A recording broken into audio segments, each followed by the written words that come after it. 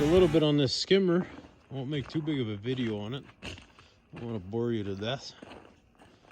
But if you're in the market for one, and you might be buying something similar, I don't know, these are pretty common in Alberta. Just a plastic tub is what they are. They don't come with this musher bar. That's all stuff that I built. I bent the hitch right away. It wasn't built for this size of sleigh, there's no way. This is 8 feet long, so you gotta have a pretty decent hitch. And it was just bolted to the side here, you know, right through, but one little plate. I'm sure I would have ripped that right out of that plastic eventually. So I built my own hitch. I believe this is 1.25 inch square tubing. Built a little pivot. You gotta have that pivot. And these are just soft pucks. You can put 3 or 4 if you want. The more the merrier. It's just it helps on startup, and then if you hit something, it doesn't wreck your equipment. And this is just a piece of puck board.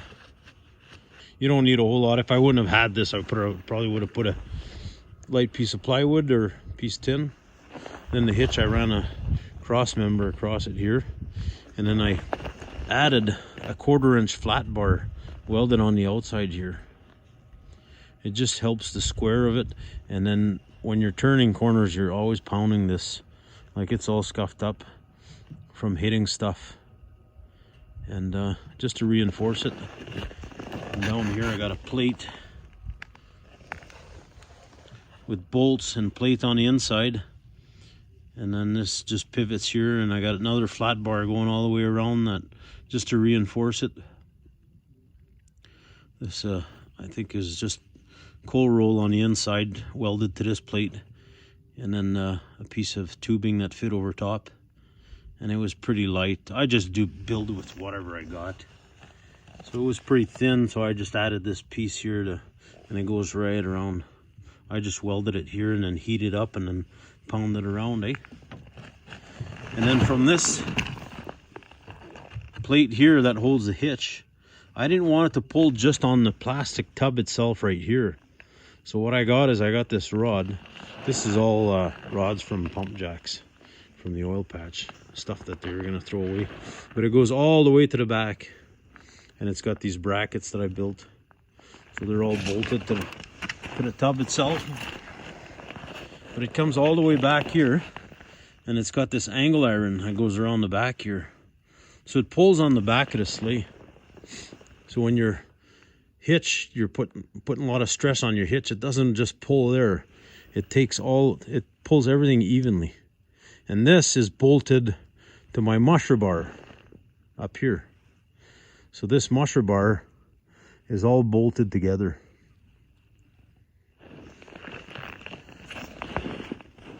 On the inside, I got an angle iron. I don't know if you can see with all my junk. There you go. So everything's bolted to it from the inside. And that's on there too. You could put that on the outside, or change it if you. It's not nothing fancy by all means, but it works.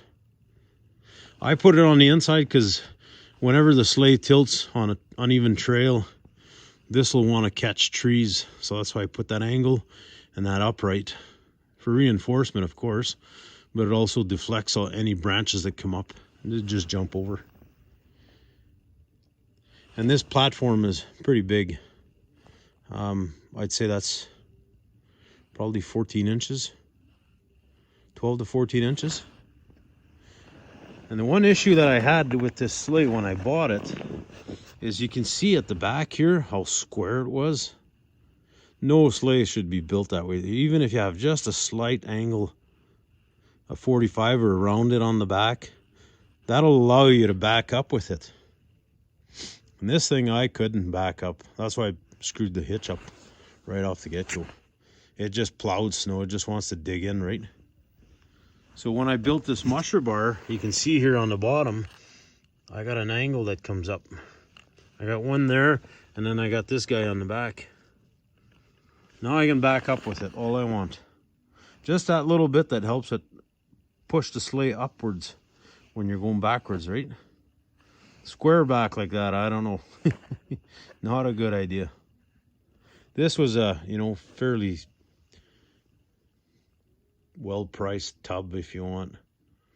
I don't even think it was worth what I paid for it. But, you know, the plastic overall, it's been pretty good. I built some runners underneath it just to keep it from sliding all over the place on the trail. You can buy the nice Teflon ones, but I'm pretty cheap. I would like to build stuff just because I got every piece of steel that I find I keep and I build something out of it. So why not?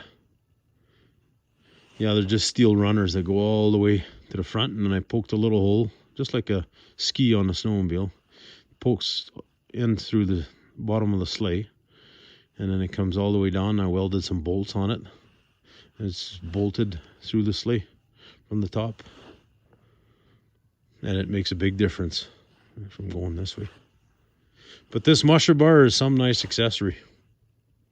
Even if you want to just tie some stuff on, you got a high point there. You can, you know, if you wanted to put an auger or whatever. But numerous people have ridden this thing, even I have, and it's very comfortable. It's at a height where it's, you know, between your nipples and your belly button kind of height.